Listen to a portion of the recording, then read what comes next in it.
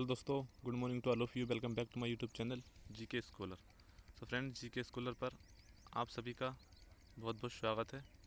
Friends, जैसा कि आप सभी जानते हैं कि हमने जो भारतीय संविधान का अनुच्छेद 30 था,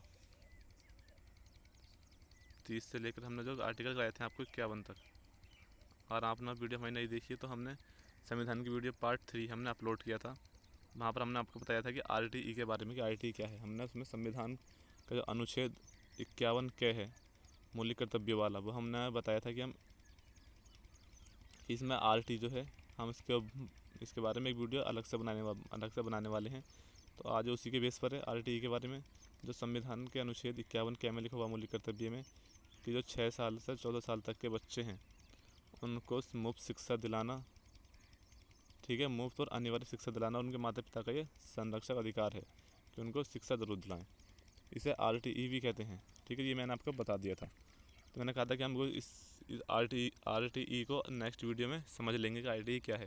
दोस्तों, उसी के बेस पर आप हम लेकर के आए हैं आपके सामने ये RTE। ये RTE है क्या, ठीक है।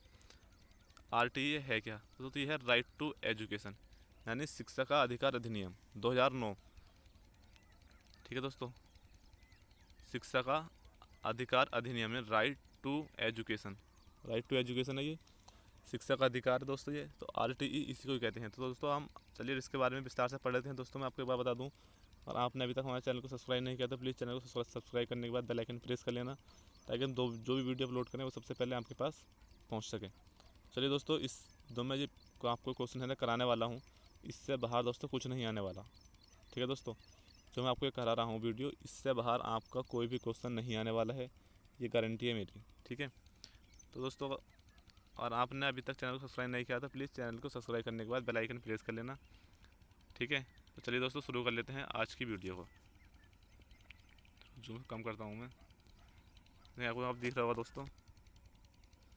बच्चों को मुफ्त और अनिवार्य शिक्षा का अधिकार अधिनियम या शिक्षा का अधिकार अधिनियम RTE 4 अगस्त 2009 को लागू किया गया था, ठीक है दोस्तों। ये 4 अगस्त 2009 को ये RTE लागू की गई थी, ठीक है।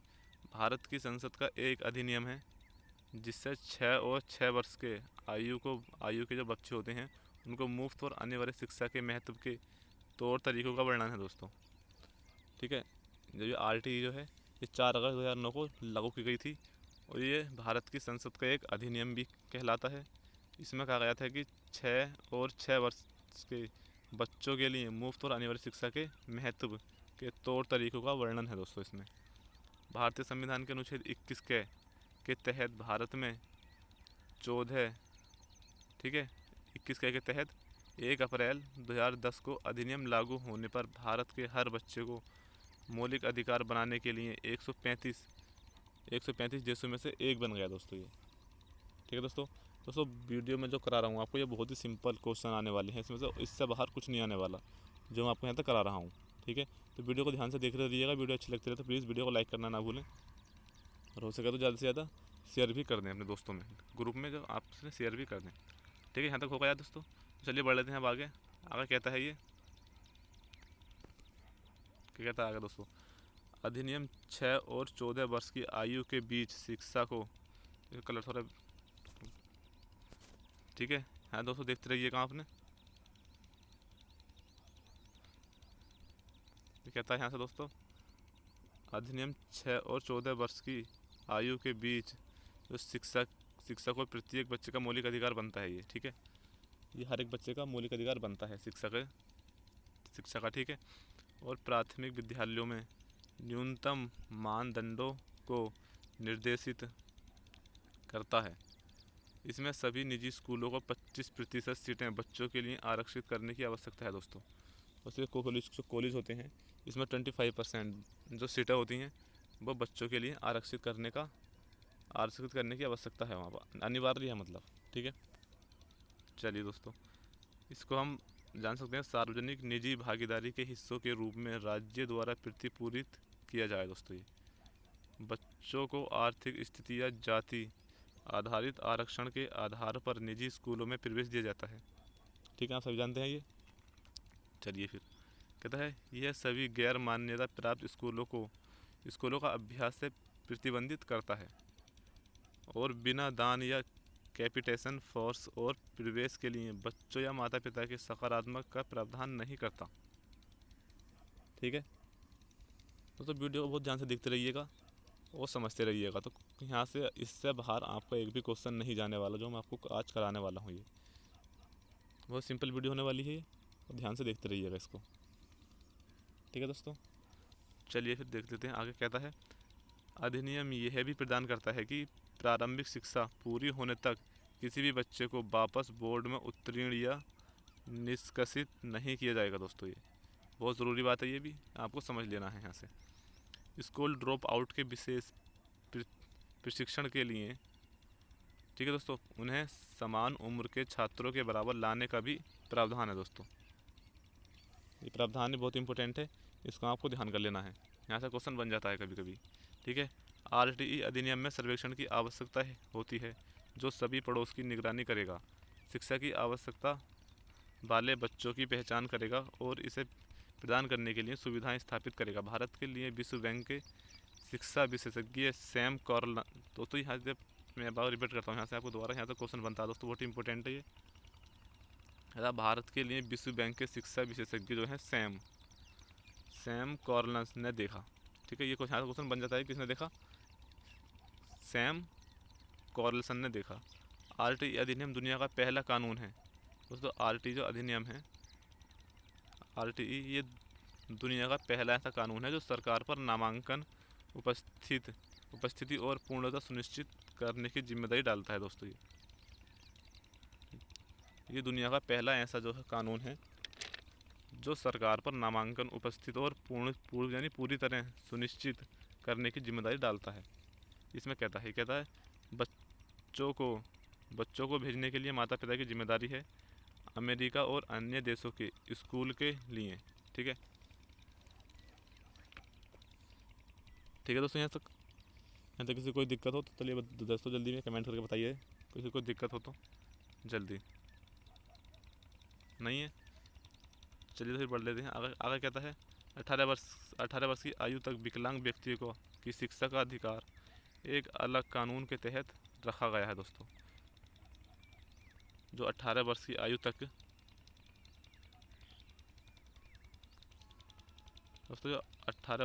जो विकलांग व्यक्ति की जो शिक्षा का अधिकार है ये तो बिल्कुल ही अलग कानून के तहत रखा गया है। दोस्तों विकलांग व्यक्तियों का जो कानून है, इनका जो अधिकार है ये बिल्कुल ही अलग सेपरेट, बिल्कुल सेपरेट करके रखा गया है इनका अलग ही। ठीक है, चलिए फिर देखते हैं आगे क्या कहता है। और कहता है कि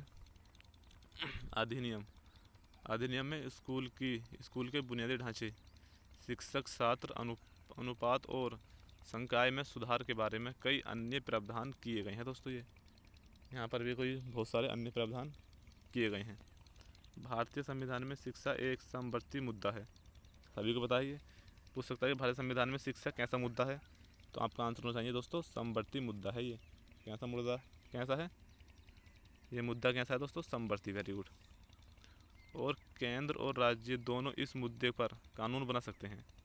दोस्तों जो राज्य और केंद्र हैं वो दोनों ही इस पर अपना कानून बना सकते हैं। अधिनियम इसके कार्यान्वयन के लिए केंद्र, राज्य और स्थानीय निकायों के लिए विशिष्ट जिम्मेदारियां देता है। ठीक है, समझ सकते हैं आप सभी। Very good. राज्य इस बात पर अड़े रहे हैं कि उनके पास सार्वभौमिक शिक्षा के लिए आवश्यकता सभी विद्यालयों में उचित मानक की शिक्षा देने के लिए वित्तीय क्षमता की कमी है। इस प्रकार यह स्पष्ट था कि केंद्र सरकार जो राजस्व का अधिकांश भाग एकत्र करती है को राज्य को सब्सिडी देने की आवश्यकता होगी। ठीक है, यहाँ तक आप बिल्कुल क्लियर कर लीजिएगा दोस्तों, हर एक पॉइंट आपको क्लियर कर लेना है। ठीक है, और जो बात समझ नहीं आ रही है तो जल्दी मुझे कमेंट करके बता दीजिएगा उसका। कोई भी दिक्कत किसी को आ रही हो और वॉइस में किसी को प्रॉब्लम आ रही हो तो जल्दी से मुझे कमेंट करके बता दीजिए। ठीक है दोस्तों, जल्दी कमेंट कर दीजिएगा। यहाँ तक किसी को दिक्कत है, कोई परेशानी? चलिए फिर फ्रेंड्स बढ़ लेते हैं आगे थोड़ी और। कहता है कि धन की आवश्यकता और वित्त पोषण का अध्ययन करने के लिए गठित एक समिति ने शुरू में अनुमान लगाया था कि अधिनियम को लागू करने के लिए 5 वर्षों में INR 1710 बिलियन या 1.71 ट्रिलियन यानी $38.2 बिलियन की आवश्यकता थी। इन्हें पैसों की आवश्यकता थी इनको। और अप्रैल 2010 में केंद्र सरकार ने कार्यान्वयन के लिए धन साझा करने पर सहमति व्यक्त की दोस्तों। केंद्र और राज्य के बीच 65 से 35 के अनुपात में कानून और उत्तर पूर्वी राज्यों के लिए 90 से 10 के अनुपात में। हालांकि 2010 के मध्य में यह आंकड़ा INR 2310 बिलियन में अपग्रेड किया गया था दोस्तों। ये तो 1310 बिलियन है, 2310 बिलियन है, उसमें ये इतने पैसों में इनका पहला जो आंकड़ा था वो अपग्रेड किया गया था। ठीक है, यहाँ तक किसी कोई दिक्कत, कोई परेशानी नहीं है। चलिए फिर पढ़ते हैं आगे। कहता है कि और केंद्र ने अपना हिस्सा, तो केंद्र का हिस्सा है इसका 68%, और केंद्र ने अपना हिस्सा 68% बढ़ाने पर सहमति व्यक्त की। ठीक है, इसने इससे बढ़ाने पर सहमति व्यक्त कर ली थी। ठीक है, सहमति व्यक्त की। इस पर कुछ भ्रम है दोस्तों, इसमें कुछ डाउट है थोड़ा सा। वो क्या डाउट है? अन्य मीडिया रिपोर्टों में कहा गया है कि कार्यान्वयन खर्चों का प्रतिशत 70% होगा। जो मीडिया रिपोर्टों का जो खर्चा है दोस्तों 70% होगा। उस दर पर अधिकांश राज्यों को अपनी शिक्षा बजट में पर्याप्त वृद्धि करने के लिए आवश्यकता ही नहीं हो सकती है। ठीक है, तो बहुत ही सिंपल है ये बात। अगर आपको थोड़ा सा समझ लेना है इसको बस, तो चीज़ें आपके लिए बहुत ज़्यादा क्रिटिकल नहीं होने वाली, क्योंकि बहुत ज़्यादा सिंपल होने वाली हैं फिर तो। और आप एक बार बात को समझ लेते हैं ठीक ढंग से, तो फिर चीज़ें आपके लिए बहुत ही सिंपल और सही ढंग से साबित होने वाली हैं। ठीक है, तो चलिए दोस्तों बढ़ते हैं अब आगे। कहता है कि 2011 में एक महत्वपूर्ण विकास कक्षा 10 यानी 16 वर्ष तक और पूर्वी स्कूल आयु में शिक्षा के अधिकार का विस्तार करने के लिए सिद्धांत रूप में लिया गया निर्णय है। CBI समिति इन बदलों में निहितार्थ को देखने की प्रक्रिया में है। दोस्तों CBI है वो इस समिति में जो बदलाव होंगे उन बदलावों के हर प्रयास में साथ देने के लिए सक्षम है दोस्तों, बिल्कुल ही इसमें कहा गया है।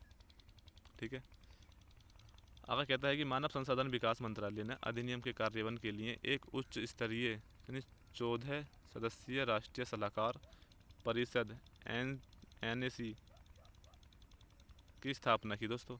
सदस्यों में NASSCOM यानी NASSCOM के पूर्ण अध्यक्ष किरण काणिका शामिल थे। इसमें NCERT के पूर्व निदेशक कृष्णा कुमार, मृणाली मिरी, नॉर्थ ईस्ट हिल यूनिवर्सिटी के पूर्व कुलपति योगेंद्र यादव, सामाजिक वैज्ञानिक Bharat Sajid Krishna Katti, the educators assisting children homes कहते हैं TESC इंडिया के सचिव एनी नामला, एक कार्यकर्ता और सामाजिक समानता और समावेश केंद्र के प्रमुख।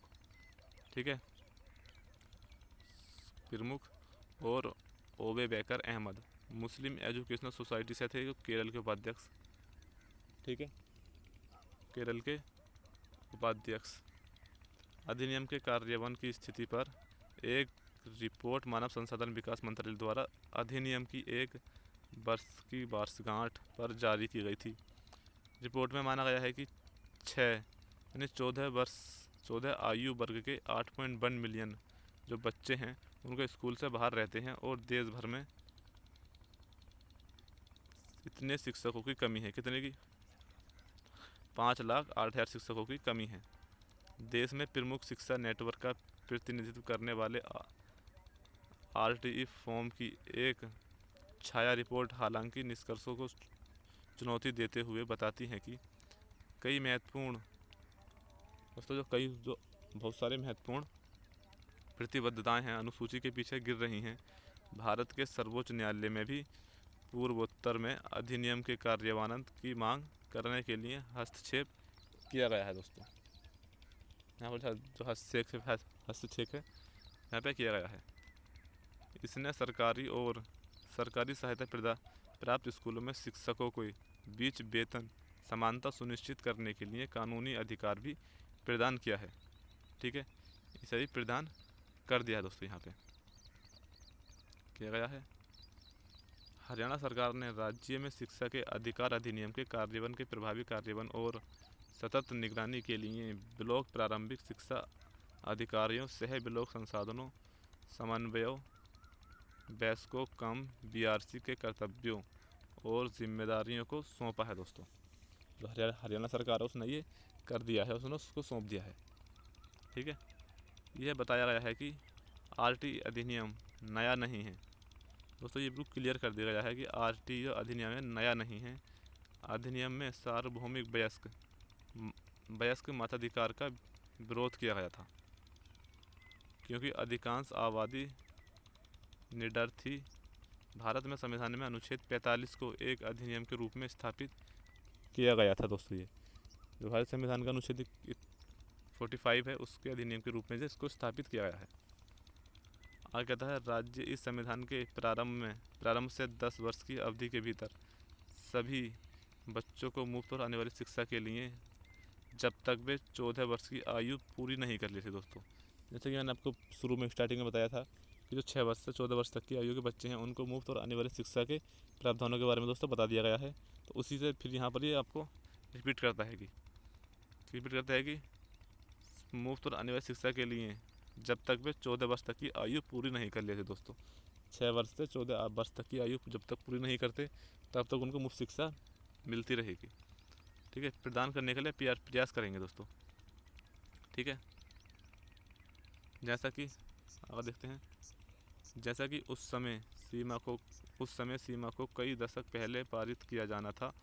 उस समय के शिक्षक मंत्री MC छागला ने यादगार रूप से कहा, हमारे संविधान के अनुयायियों का इरादा नहीं था कि हम सिर्फ फावड़े स्थापित करें दोस्तों, छात्रों को वहाँ रखें, अप्रशिक्षित शिक्षा दें, उन्हें बुरा दें। पाठ्य पुस्तकें कोई खेल का मैदान नहीं है और कहते हैं हमें अनुच्छेद 45 का अनुपालन किया है, ये कहते हैं, और प्राथमिक शिक्षा का विस्तार हो रहा है। यानी उनका मतलब था कि हमारे बच्चों को 6 और 14 वर्ष तक की आयु के बीच वास्तविक शिक्षा दी जानी चाहिए दोस्तों।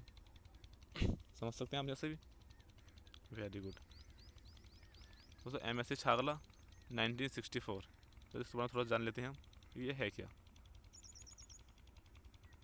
1990 के दशक में विश्व बैंक ने ग्रामीण समुदाय को आसान पहुंच के भीतर स्कूलों की स्थापना के लिए कई उपाय किए दोस्तों। जो विश्व बैंक है उसने ग्रामीण समुदाय को आसान पहुंच के भीतर स्कूलों की स्थापना के लिए कई उपाय किए। इस प्रयास को 1990 के दशक में सर्व शिक्षा अभियान मॉडल में समेकित किया गया था। RTE इस प्रक्रिया को और आगे ले जाता है। स्कूलों में बच्चों के नामांकन को एक राज्य प्रधान बनाता है। ठीक है, तो यहाँ तक हमने डिस्कस कर लिया है दोस्तों। ये दोस्तों आज का टॉपिक था हमारा RTE के बारे में, हमने जान लिया है कि RTE है कि दोस्तों इससे बाहर कुछ क्वेश्चन नहीं जाने वाला दोस्तों। हमने कॉन्स्टिट्यूशन का पार्ट 3 अपलोड किया है, हमने उसमें उसको बता दिया है कि RTE कि हम अगली वीडियो में एक वीडियो नई से बनाने वाले हैं जिसमें जो भी इम्पोर्टेंट क्वेश्चन होगा हम सारे उसमें बता देंगे आपको। इससे दोस्तों कोई बाहर क्वेश्चन नहीं जाने वाला है। आप लोगों को एक बार मेरे साथ साथ आपको बोल कर देख लेना है, ठीक है, और एक बार लिख करके भी देख लेना है। नोट्स बना लेने हैं RTE के बारे में, जो अधिनियम है शिक्षा का अधिनियम 2009, इसके बारे में आपको नोट्स बना लेने हैं। चीज़ें बहुत ही आसान हो जाएंगी आपके लिए। तो दोस्तों जो मैं आपको बता रहा हूँ उस वीडियो का लिंक मैं इस वीडियो का डिस्क्रिप्शन में डाल दूँगा, वो तो आप वहाँ से उसको देख सकते हैं। ठीक है, वहाँ से हमारा अनुच्छेद पढ़ सकते हैं जो हमने बताया था RTE, उसके बारे में थोड़ा सा वहाँ पर हमने एक्सप्लेन कर दिया है और ज़्यादा एक्सप्लेन हमने इस वीडियो में कर दिया है RTE के बारे में। चलिए दोस्तों, मिलते हैं नेक्स्ट वीडियो में। तब तक अगर आपको वीडियो अच्छी लगी हो तो प्लीज़ यार वीडियो को लाइक कर देना एक, और वीडियो को शेयर करना भी ना भूलें। और अभी तक आपने हमारे चैनल को सब्सक्राइब नहीं किया है, अगर आप हमारे चैनल पर पहली बार दोस्तों विजिट कर रहे हैं दोस्तों, तो हमारे चैनल को सब्सक्राइब करने के बाद बेल आइकन प्रेस करना ना भूलें। चलिए दोस्तों, मिलते हैं नेक्स्ट वीडियो में। तब तक के लिए टाटा बाय बाय। पढ़ते रहिए, मुस्कुराते रहिए अच्छे से।